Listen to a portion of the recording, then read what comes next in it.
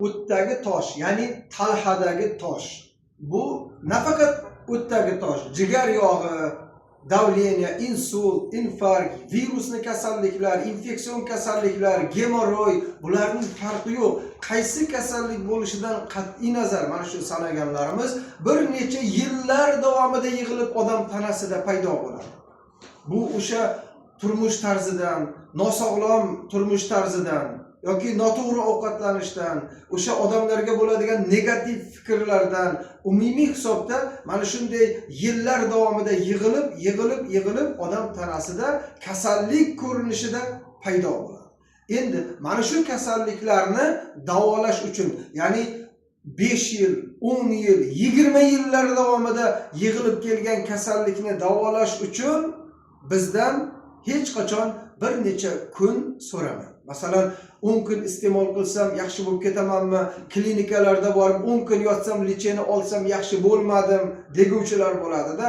Unday emas. Siz o'sha 1 yilingizga 1 oy ajrating.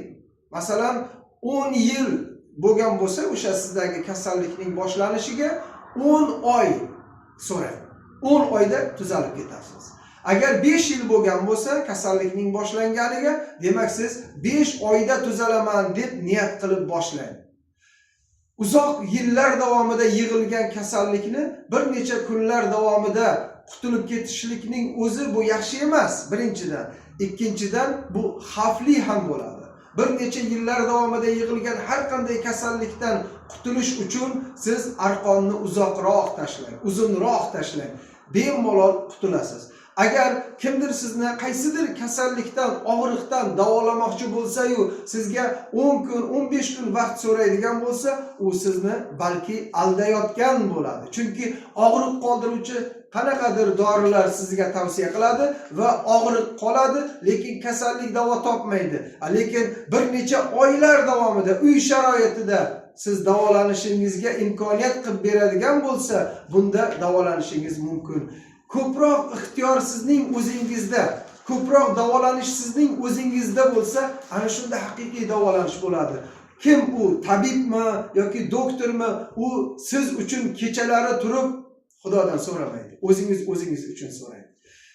O'sha davolovchi odamlar, davolovchi mutaxassislar kecha-yu kunduz siz haqingizda o'ylay olmaydi. Ularning o'ziga yarasha tashvishi, o'zining davrasi, o'zining oilasi bor, o'zining yaqin bemorlari bor. O'shalar bilan ovora bo'lib qoladi.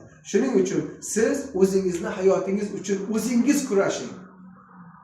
Masalan, deylik o'sha jigar yog'i, o'tdagi toshlar, ichakdagi yog'lar, mana bularni paydo bo'lishligi uchun, insult, infarkt yoki davleniyaga yo'liqib qolishlik uchun odam bir necha yillar harakat qiladi. Bir necha yillar, o'sha bir necha yillar harakat qilayotgan vaqtida ko'proq ovqat bilan paydo bo'ladi-da.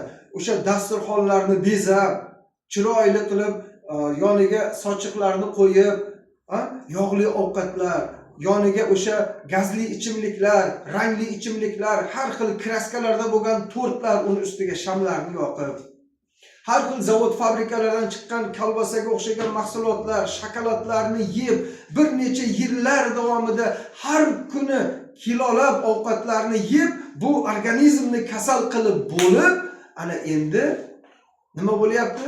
Davolanish uchun arzimagan giyohlarni iste'mol qilib yoki bir 10 kunlik lecheni olib, 10 kunlik muolajani olib, endi undan tuzalib ketishini talab qiluvchilar bo'ladi-da, unaqa emas-da. Shuning uchun aytayapman sizlarga, agar siz rostdan ham o'zingizni yaxshi ko'radigan bo'lsangiz, albatta chin yurakdan bemalol harakat qiling. Kasal bo'lishlik uchun bir necha yillar vaqt ketdimi, endi sog'lom bo'lishlik uchun bir necha oylar kerak bo'ladi. Sog' bo'linglar, sizlarga sabr.